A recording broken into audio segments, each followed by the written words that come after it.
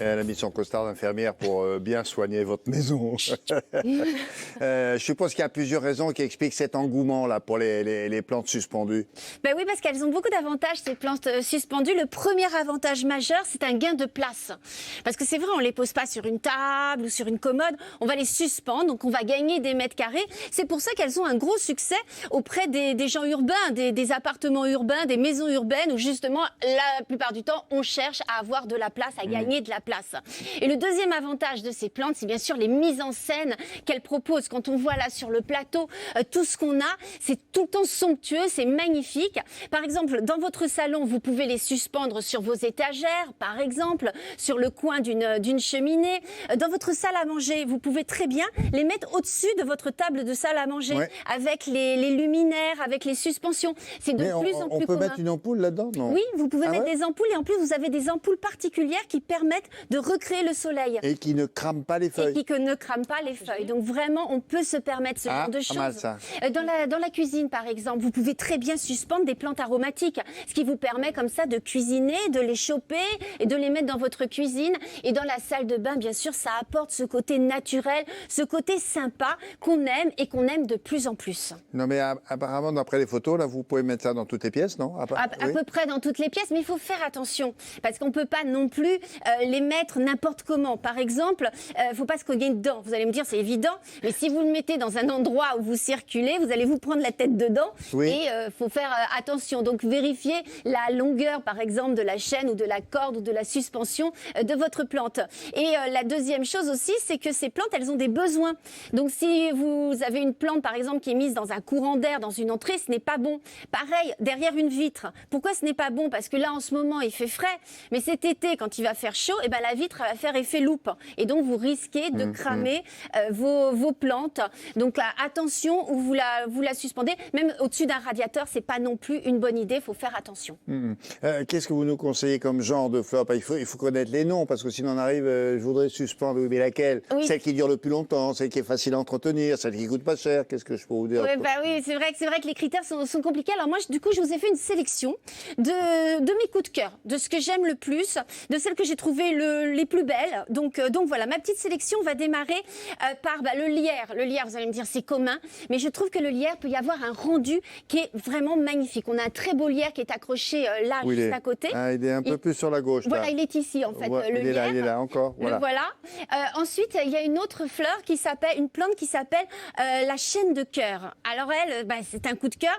Et pourquoi elle s'appelle comme ça? Tout simplement parce que ses feuilles sont en forme de cœur. Donc regardez, on a comme des petits cœurs. Et alors cette plante, elle est énormément présente sur les réseaux sociaux. Et l'avantage de cette plante, c'est qu'elle est très facile d'entretien, très peu d'eau, elle résiste à toutes les maladies. Donc ça, c'est vraiment une plante facile. Et c'est facile à retenir. Coup de cœur, chaîne de cœur. Ensuite, après la chaîne de cœur, vous avez les tillandsias. Alors ça, ce sont des plantes très étonnantes. Les tillandsias, vous connaissez, William. Ce sont ces plantes qui, en fait, se suspendent un peu partout.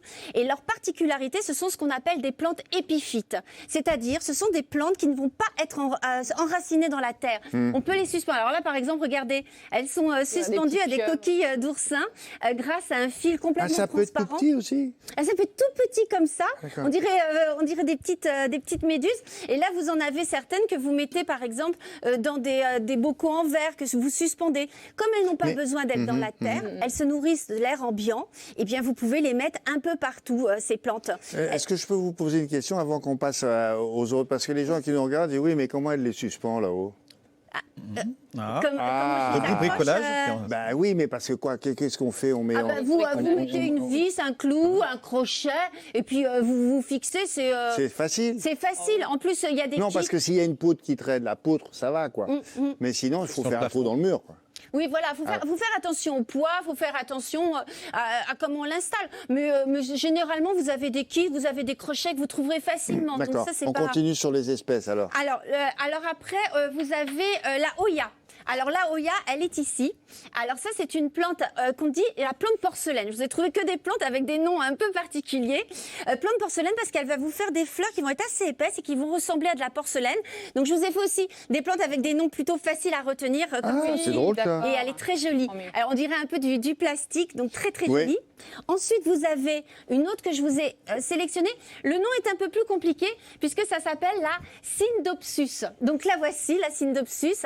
Elle est très courante et alors souvent, elle n'est pas très jolie parce qu'elle va se dégarnir au pied. Donc elle a une particularité, vous coupez une branche au bout et vous plantez cette branche à la racine. Et elle va se développer comme ça à la base et elle va être très jolie. Donc ça aussi, on trouve ça en jardinerie, tout ça? partout. Jardinerie, je vous ai pris les plus communes, celles qui sont à des prix abordables. Et donc il y a un secteur dans la jardinerie où il n'y a que ça? Ah oui, vraiment. Là, vraiment, c'est vous regardez en l'air et puis vous les trouverez. Ensuite, vous avez la Sénécio. Alors, Sénécio, pour le coup, vous allez aussi vous régaler parce que regardez comme elle est belle, William. Elle va vous plaire, celle-là. Elle est immense. Elle est immense, immense. Mais regardez ça grandit. comme ça pousse. Oui. Mais c'est la robe de la mariée. Ça n'en finit pas, votre truc, là? C'est un peu une chevelure, vous voyez, je pourrais me la mettre sur la tête. Là, on la voit en plus petite.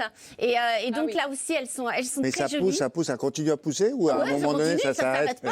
Et après, ce que vous pouvez faire, c'est des boutures. Bon, c'est une autre chronique, mais vous coupez au bout et vous replantez les bouts et ça repousse et ça vous refait d'autres. Et ça, dans une maison, appartement, un peu trop chaud, 19 degrés minimum, et c'est souvent plus de 20, en réalité, ça crame pas, elle s'étouffe. Il faut les arroser beaucoup, pas tant que ça. Alors effectivement, il y a un entretien à avoir qui est pas facile, parce que c'est vrai que c'est pas parce qu'elles sont en l'air qu'il faut pas les arroser. Vous avez raison, William.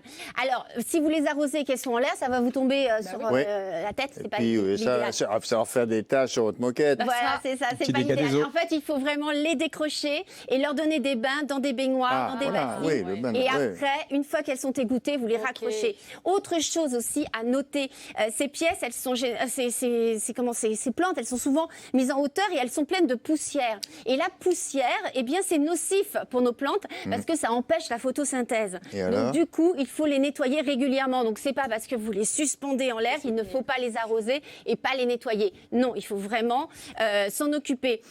Ensuite, vous avez des pots que vous pouvez trouver aussi facilement dans le commerce. Alors, sachez que la vraie tendance, c'est la nature. La nature rentre dans notre maison. Ça, c'est une tendance qui se confirme. Donc, je vous faisais montrer des petits pots. C'est plutôt le naturel qui va primer. Donc, des petits pots en osier pour suspendre. Petit, pas si petit que ça. J'en ai un petit à l'intérieur. Donc, voilà le petit. En osier, en terre cuite. Ça, c'est vraiment ce que vous pouvez choisir. Et vous voyez, vous avez des choses très jolies pour suspendre. Ah ouais, là, c'est une véranda.